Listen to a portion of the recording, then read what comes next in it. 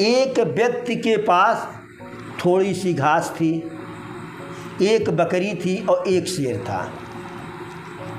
नाव से उसे नदी उस पार जाना था, नाव से उसे नदी उस पार जाना था। समस्या यह थी कि उस नाव में जो है, उस नाव में एक बार जो है 2 ही लोग जा सकते थे, 2 ही लोग एक बार जा सकते थे। अब वो कैसे नदी पार करें? अगर घास को लेकर के जा रहा है तो इधर बकरी को शेर खा जाएगा, बकरी और घास को लेकर के जा रहा है तो उधर बकरी घास को खा जाएगी।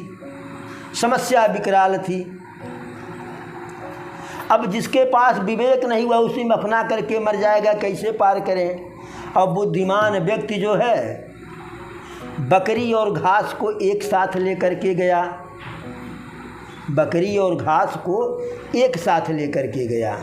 और जब एक साथ लेकर के गया तो घास को वहीं रख दिया, बकरी को वापस लेते आया और बकरी को यहाँ छोड़ दिया, शेर को लेकर के चला गया, क्योंकि शेर घास नहीं खाता है।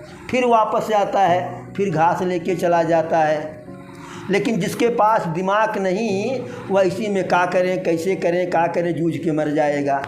तो यही शिव जी कहते हैं माता भवानी से कि जो सयाने हैं, चतुर हैं, यह अद्भुत लीला को सुन करके प्रभु के वह आचरज नहीं करते हैं, वह चकित नहीं होते हैं। आचरज कौन करता है? मिथ्या किसको लगता है? जिसके पास बुद्धि और विवेक नहीं है।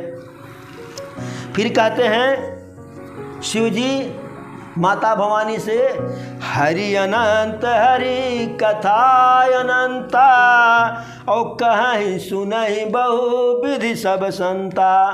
कहते हैं भवानी जिस प्रकार से प्रभु श्री राम अनंत हैं, वैसे उनकी कथा भी, उनकी लीला की कथा भी अनंत है। और उनके इस लीला को, इस लीला के गुणगान का ऋषि मुनि जो है अनेकों प्रकार से बखान करते हैं। फिर कहते हैं कि रामचंद्र के चरित सुहाए, कल्प कोटि लग जाहि न गाए। जो प्रभु श्री राम की लीला है, जो उनका गुणगान है, करोड़ों कल्प जो है उसका बखान करने पर भी बखान नहीं हो पाएगा, करोड़ों कल्प कम पड़ जाएगा। और प्रभु की लीला जो है उससे भारी है, बड़ी है।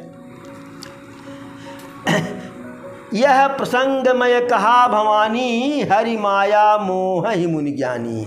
कहे कि हम इस प्रसंग को इसलिए आपसे कहे कि प्रभु की माया ही ऐसी अद्भुत है, जब वह जिसको चाहते हैं उसको अपनी माया में फंसा देते हैं, बजा देते हैं। प्रभु की माया में बुद्धहीन मूर्ख जड़ तो फंसते ही हैं, वह उनकी माया में तो भूलते ही हैं, भ्रमित ही होते हैं। मुनि ज्ञानी जो हैं वह भी मोहित हो जाते हैं, जैसे नारद जी मोहित हो गए थे।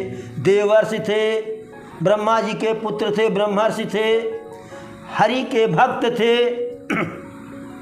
लेकिन प्रभु जो भी कौतुक किए, जो भी लीला किए, तत्काल में भले ऐसा लगे कि उनके इस लीला से नारद जी का नुकसान हुआ, उनकी मान मर्यादा मिट्टी में मिली, लेकिन प्रभु के हर लीला से उनके जो भक्त हैं जो है, उनके भक्तों का कष्ट ही समाप्त होता है। शुर नर मुनि को नाय, जहिन मोह माया प्रबल, अस विचारी मन माय, भजिय महामायापति है। कि न तो ऐसा कोई देवता है, न तो कोई देवी है, न तो कोई मनुष्य है, न तो कोई ऋषि मुनि है जिसे राम की माया जो है मोहित न की हो। ऐसा विचार करके महामायापति प्रभु श्री राम का भजन करो। लोग कहते भगवान ही कैसे कर दिए, ये कैसे कर दिए, यह कौतुक कैसे कर दिए। गांव में एक मदारी आता है ना, और आता है तो पूरे गांव का सबका होलिया बता देता है। लोग कहते हैं गौवा के बाहरवा लोगों से बतिया लिया, गौवा के बहरवा बतियाने पर उसको जगह जगह मदारी दिखाना है, भूलेगा नहीं।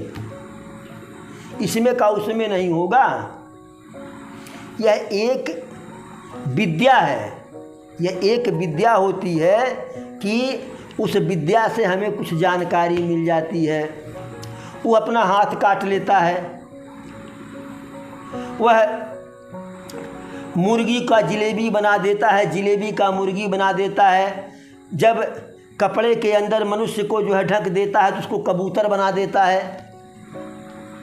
एक छोटा सा मदारी इतना कौतुक कर देता है और हम देखते रह जाते हैं। हाथ में रुपया सिक्का रखता है, सिक्का गायब हो जाता है।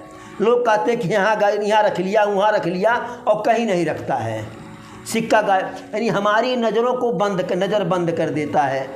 तो छोटा सा मदारी इतना लीला कर देता है, तो यहाँ तो मायापति हैं, वह कौन सी लीला कर देंगे भगवान जाने। लोग कहते हैं भगवान कैसे यहाँ भी हैं वहाँ भी हैं। हम लोग सिनेमा देखे हैं सीता गीता, जिसमें हेमा मालिनी का डबल रोल रहता है। हाँ, हेमा मालिनी का डबल रोल रहता है, वही सीता वही गीता। तो हेमा मालिनी का double, Hema Malini double role कर सकती हैं, तो हमारे करुणा निधान दया जो है प्रभु कितनी रोल कर सकते हैं। वह तो अनंत रोल कर सकते हैं। अमिताभ बच्चन का डबल रोल हो सकता है, बाप भी बने बेटा भी बने। तो ये मायापति कितना रोल कर सकते हैं। तो ये बात मानने की है। जब तक हम मानेंगे नहीं, जब तक हम मानेंगे नहीं, मानो देव नहीं तो पत्थर। जो पत्नी के गर्भ से पैदा हो तो उसको हम पुत्री मान लिए, और जिसको दूसरे घर से ब्याह के लाते हैं उसको हम पत्नी मान लेते हैं। तो मानने की बात है ना। यदि हम न माने तो, और जहाँ अब हमारे यहाँ है गांव घर की बिटिया, अगर किसी कहीं उसका ब्याह हुआ है और रिश्ते में बिटिया लगती है, तो उस गांव पर जा कर के हम जल नहीं ग्रहण करते हैं, भोजन नहीं करते हैं। तो मानने वाली बात है न। और जो नहीं मानते हैं वो घर ही में विवाह कर लेते हैं। जो नहीं मानते हैं वो घर में ही विवाह कर लेते हैं। उसारा की बात छोड़िए तो इक्का दुक्का नहीं। जो नहीं मानते हैं उनके यहाँ यह प्रचलन है, प्रथा है कि चाचा चाची के बिटिया से विवाह कर लें, जो है मौसी के बिटिया से कर दे, मामा के बिटिया से कर दे, फूआ के बिटिया से कर दे। कल तक जिसको बहन कहते हैं अचानक उसको बीवी बना लेते हैं। लेकिन हमारे यहाँ ऐसा नहीं होता है। फूआ के बिटिया से शादी नहीं होगा, मामा के बिटिया से शादी नहीं होगा, मौसी के बिटिया से शादी नहीं होगा, सामान्य तौर पर। और जो बह गया उसकी बातें छोड़ दीजिए। चाचा के बिटिया से कहीं किसी ने शादी किया है? अब अपवाद छोड़ दीजिए, अपवाद में आदमी गंदा खा ले। लेकिन चाचा के बिटिया से कोई शादी नहीं किया, बाबा के बिटिया से किसी ने शादी नहीं किया। तो यह मानने की बात है। और जहाँ नहीं मानने वाली बात है, एक ही पिता की दो पत्नी हैं। जहाँ नहीं मानने वाली बात है, एक ही बाप की दो पत्नी है। एक बिटिया का एक पत्नी से बेटवा हुआ, एक पत्नी से बिटिया हुई, तो उनकी बिटिया इनका बेटवा आपस में शादी हो गया।